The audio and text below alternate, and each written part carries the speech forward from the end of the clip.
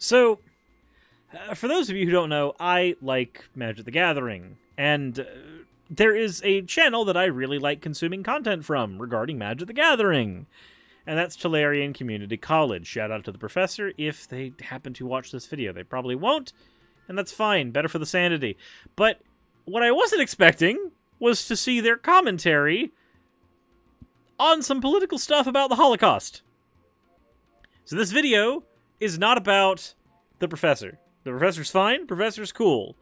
But I just wanted to let you guys know how I stumbled across this particular video.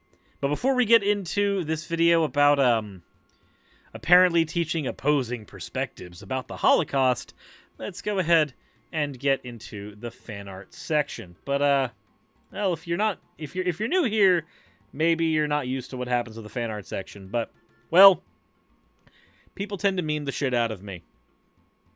So, if you're a viewer over on YouTube, you might not know that when you have 50,001 channel points, you can make me say the worst phrase in the entire world, which I will not be repeating here right now. But yeah, apparently there's now artwork of people hitting the 50,001 channel points required, and me just feeling just real perplexed about the whole deal, the whole fucking thing. I do not like. But anyways, with that said, let's go ahead and roll the intro before we get into anything else. As always, if you want your fan art to be shown in a future video, the best way to do so is drop it into the fan art section. And with that said, Mika, thank you very much for redeeming your points for an ada. You monster. Let's roll that intro now. All right, the intro has rolled. Well, I mean, for Twitch it hasn't. You guys are watching this all live, so this gets to be real awkward. So, this is the tweet that it's got a lot of quote tweets. I have no idea what is in there. The only one that I know of specifically is the one from Tolarian Community College. So we'll go ahead and take a look at that here now. But apparently a school administrator in Southlake, Texas advises teachers last week that if they have a book about the Holocaust in their classroom, they should also have a book with an opposing perspective. Let's listen on the audio here. I'm not exactly sure what we've got here, but let's click it. What's the worst that could happen? Okay. We are in the middle of a political mess. Yep. And you are in the middle of a political mess. Okay. And so we just have to do the best that we can. Yep. And so we're going to go and you're going to do what you do best, yep. And that's to teach kids. Agree so far? All just really terrified. I think you are terrified, and I wish I could take that away. I do. I can't do that. Okay. You are professionals. We hired you as professionals. We trust you with our children. So if you think the book is okay, then let's go with it. And whatever happens, we will fight it together. We will. There's Wait, a what lot book? of districts that are in the exact same spot we're in. And no one knows how to navigate these waters. I mean, no one. I feel like I'm missing some context.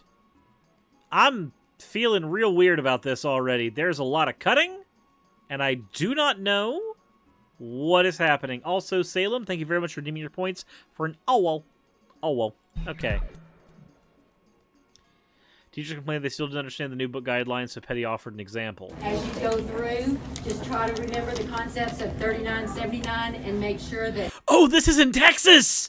Oh, right! Okay, so hold on. Am I right? Okay, yeah, in Southlake, Texas. Yeah, Texas introduced a bill where you have to have, like, opposing political perspectives on everything, right? Or some shit?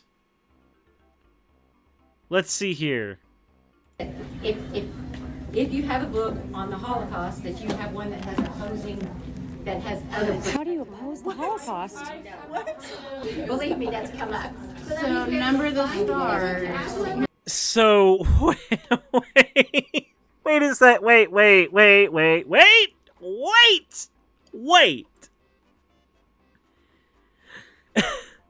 If you have a book that talks about a thing that objectively happened, we have to we have to also have the writings of Holocaust deniers available? No! This marketplace of ideas shit has to fucking stop. I'm sorry. Let's talk about this for a second, okay? Before we get any further into the actual context here.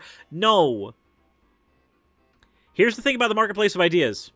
When an idea has lost in the marketplace of ideas, it's fucking done. It's gone.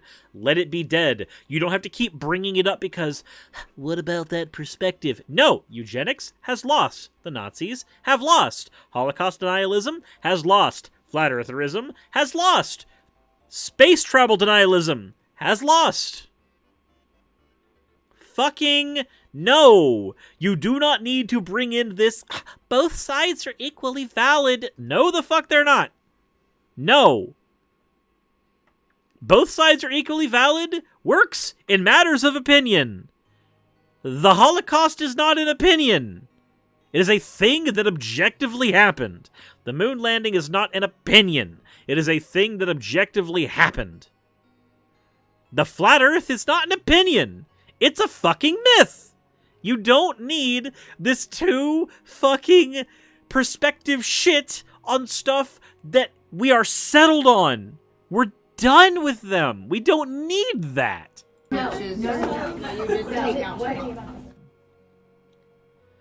In a statement, Carroll's spokeswoman said Petty's example about the Holocaust reflects the district's attempt to comply with a new state law that requires teachers to present multiple perspectives when discussing widely debated and currently controversial issues.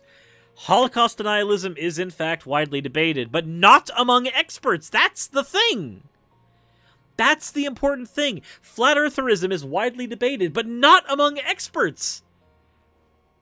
Widely debated is not a good fucking criterion. It is simply not. No, you do not need to do this.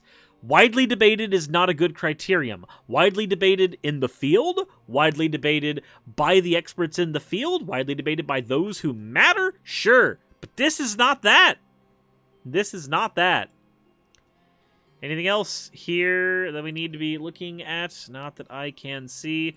Okay, let's scroll through the tweets, see what else is here.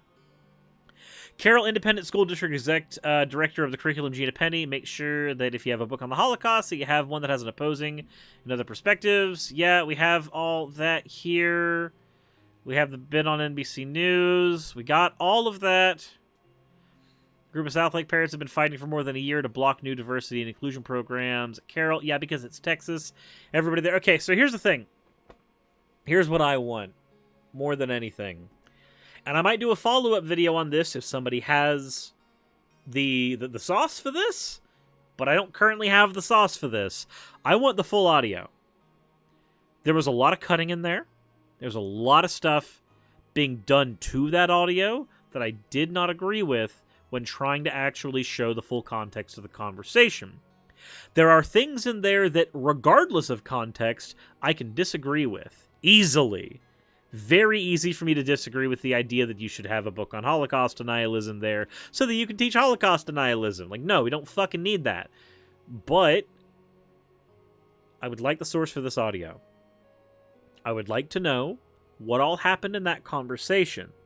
Because it's apparent to me that there might be some other things that are really important in there that are not there.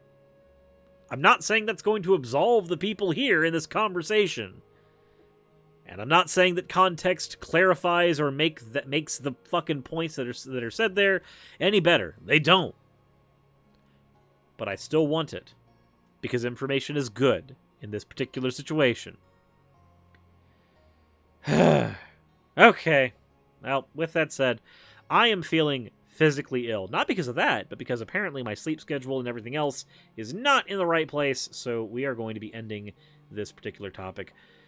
If you enjoyed this very, very short video, let me know in the comment section below. If you find a source for the full audio there for that meeting, let me know so I can take a look at it. And as always, everyone, if you want to support the channel and what I do, there's plenty of ways to do that in the description, and Insert into video tagline here. Hey, thank you so much for watching this video. It really means a lot to me. If you want access to behind-the-scenes content for the channel, please consider checking out my Patreon. I do weekly vlogs over there where I give real-life updates to what's going on behind the scenes on the channel, stuff that you don't really get over here and even on Twitch.